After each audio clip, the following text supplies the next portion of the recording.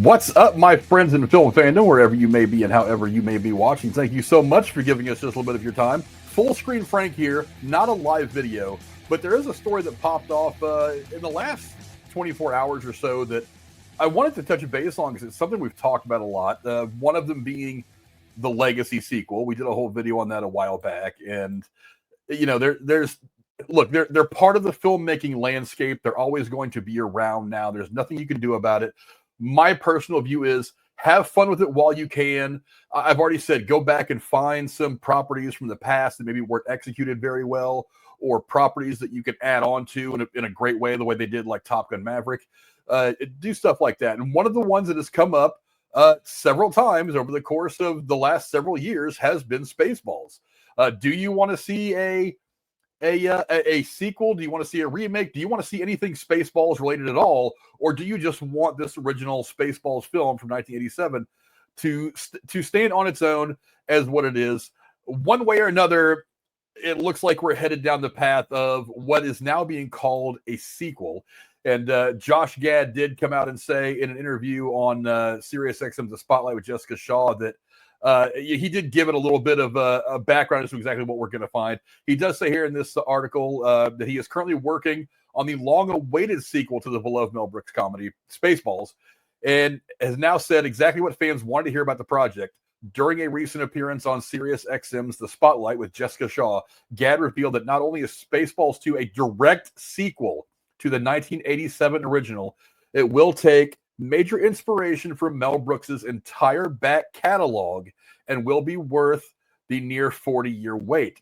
Discussing the follow-up, Gad revealed some insight into where he's at with the project currently with the studio now, saying, quote, getting the budget together and going out to cast for Spaceballs 2. Now, does that necessarily mean that we're getting Spaceballs in the next couple of years? Not necessarily. I mean, it doesn't necessarily mean, look, the budget could be a sticking point. The casting could be a sticking point. There's really a lot that goes into making a movie that a lot of us don't realize. I talk about it all the time. But it seems like this thing might be happening. And if it's going to happen, it's going to happen sooner rather than later because, let's face it, Mel Brooks is not getting any younger. I think everybody wants to see this movie come out while Mel Brooks is still alive. This movie, even though he's not going to be in total control of it, he's not going to be directing it, and he's going to have a hand in writing and producing, I'm sure. It's not going to be his alone vision. But we do want him to be involved in it and to touch it somehow so that it does have his fingerprints on it. That's going to make it more it's going to make it more palatable for most of the fans. Going into some of the other stuff that he says in this article, let me bring the article back up now so that you can see. I'm clicking on all the wrong things here right now. He does go on to say that continuing, he explained how director Josh Greenbaum and co-writers Dan Hernandez and Benji Submit didn't just go back and watch Spaceballs 1,000 times when conjuring up Spaceball 2. Instead, the creative team turned to Mel Brooks' entire roster, with the filmmaker and writers watching the likes of Blazing Saddles, the producers Young Frankenstein, Robin Hood Men in Tights, High Anxiety, and again and again and again. One of the things that says to me is not only are they certainly going for shades of Mel Brooks's particular style of filmmaking, writing, jokes, visuals, things like that, but they are also going to be maybe pulling in aspects from the other movies. Maybe a character will pop in one of those in some goofy cameo. That tells me that's a possibility. Now, some people obviously won't be able to. I mean, Blazing Saddles, you go back and you had the great Gene Wilder, who has unfortunately passed away, and some other people that are no longer with us, but there are characters they can play with. There are themes they can play with. Maybe, for example, instead of landing on the Planet of the Apes like they did at the end of the original movie, which is a funny little in-joke, they could land like in Arizona or Texas, wherever Blazing Saddles takes place, and a couple of guys ride up on horseback, and there's some dialogue that mentions that they're in the same universe or whatever. I mean, we'll see, but that's one of the things that says to me is that they're really going for the full Mel Brooks kind of treatment as to this is going to be very much him. He went on to say, this in many ways is a lost art, and we don't want to approximate it. Getting to work on a daily basis hand in hand with Mel Brooks and his producing partner Kevin Salter has been such a dream. I wish I could tell you more. I wish I could tell you who may be coming back. Again, like I said, it may not just be people from the original Spaceballs. I can say that the wait is going to be worth it. Watch this space.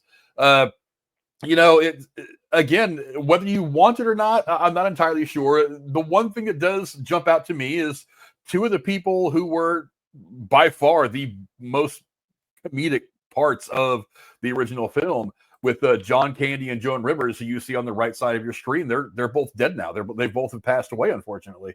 I don't know how you replace them. I could see Josh Gad maybe popping into the to the Barf role. He could be son of Barf or whatever. You can kind of call him that if you want.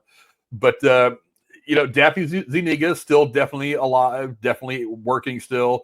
Bill Pullman definitely alive, definitely working still. He's in top form as always. But I mean, the question is what is this movie going to be?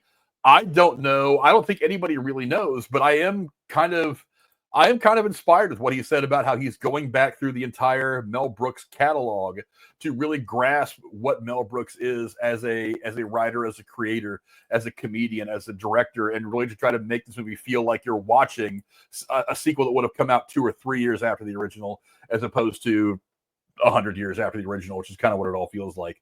But anyway, that's the word right now. We've talked about it a lot on this channel about there potentially being a Spaceballs sequel.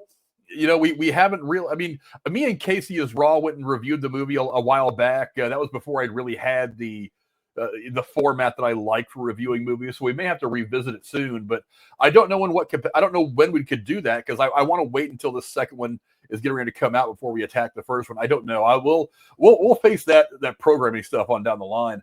But yeah, go down in the comments. Let me know what you guys think. Do you want to see a sequel to Spaceballs? Next time, adios.